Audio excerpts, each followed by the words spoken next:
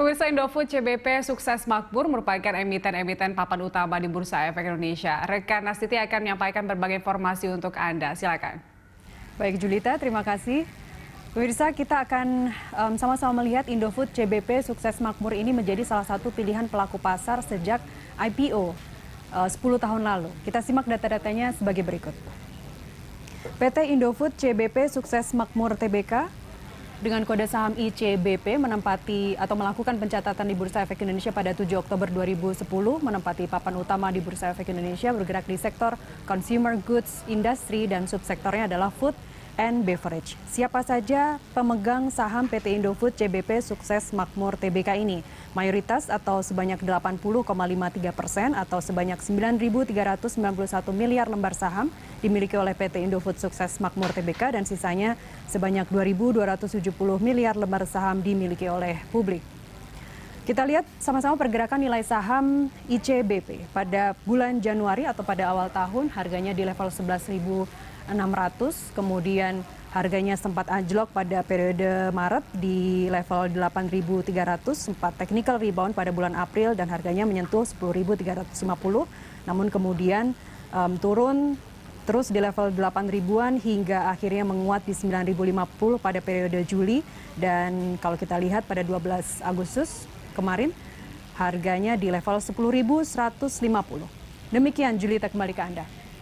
Baik, terima kasih Nastiti untuk informasinya. Dan kita lanjutkan dialog kita pemirsa. Tadi Mas Alfred udah lihat ya pada bulan Maret sepertinya semua emiten kena tuh sentimen dari pandemi COVID-19 begitu kan. Tapi mampu kembali naik dengan kenaikan yang cukup banyak juga begitu. Menurut Anda memang ICBP ini kuat untuk bisa bertahan di tengah pandemi atau seperti apa? Iya, kalau bicara masalah kuat memang sektornya juga dikategorikan winner sektor ya. Jadi kalau kita lihat sebenarnya sektor consumer good relatif cukup solid dan memang proven sekali. Kita lihat angka di kuartal 1, kuartal kedua juga masih bisa tumbuh, bahkan bottom line mereka juga tumbuhnya cukup signifikan.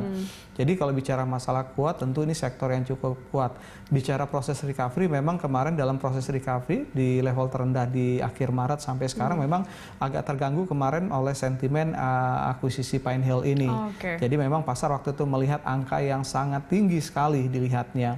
Tapi kembali lagi bahwa ketika pasar melihat bahwa dalam perjanjian itu ada juga target bottom line yang harus dicapai oleh Pine Hill yang cukup tinggi, di mana nanti ketika tidak tercapai bahwa itu juga berpotensi mengurangi nilai akuisisi, sehingga pasar melihat sebagai sesuatu yang juga cukup wajar. Artinya ketika kemarin dilihat cukup tinggi, sekarang tidak dilihat fokus itu tinggi, tapi dilihat sebagai sesuatu yang memang cukup wajar dengan melihat target yang dibebankan oleh PBB terhadap Pine Hill sendiri, sehingga pelan-pelan sentimen ini mulai tereduksi. Dan kalau kita lihat ke depan, sentimen yang sebelumnya akuisisi Pine Hill ini menjadi sentimen negatif, sepertinya akan berubah ke depannya, dan ini sebenarnya bisa menjadi katalis. Jadi sekarang ada dua katalis bagi Indofood, yaitu fundamental, yaitu tadi sektor yang solid dan juga performa keuangan, yang kedua adalah aksi korporasi. Oke, dari kepemilikan saham sendiri kan masyarakat memiliki porsi yang masih cukup kecil. Menurut Anda apakah memang harus diperbanyak atau seperti apa? Ya, kalau untuk mekanisme perbanyak atau tidak, memang di satu sisi memperbesar porsi masyarakat biasanya memberikan sentimen terhadap peningkatan likuiditas pasar. Tapi kalau kita lihat likuiditas pasar ICBP juga relatif sudah cukup bagus ya. Sebenarnya dalam kondisi seperti ini, ketika porsi hutang yang mereka pakai untuk pendanaan ini tidak menggunakan porsi ekuitas seperti penerbitan right issue yang bisa memperbesar porsi publiknya, itu menunjukkan bahwa mereka melihat bahwa prospek bisnis SBP masih cukup kuat. Artinya bahwa kenapa mereka tetap mempertahankan porsi mereka, porsi publik dalam rentang seperti itu, karena memang mereka melihat masih ada potensi yang cukup bagus yang bisa mereka nikmati dari sisi majority shareholder mereka. Jadi untuk penambahan saham publik, kalau melihat dari sisi transaksi belum dibutuhkan saat ini.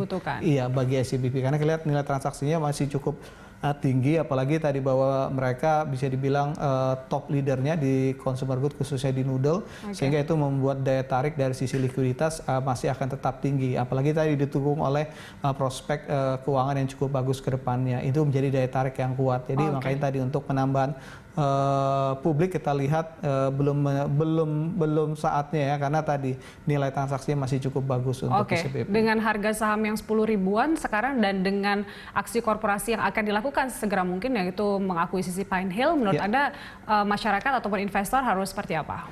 Ya, top stock kita memang salah satunya adalah grup Indofood, termasuk Indofood dan juga ICBP. Valuasi untuk food and beverage di ICA itu 24 kali.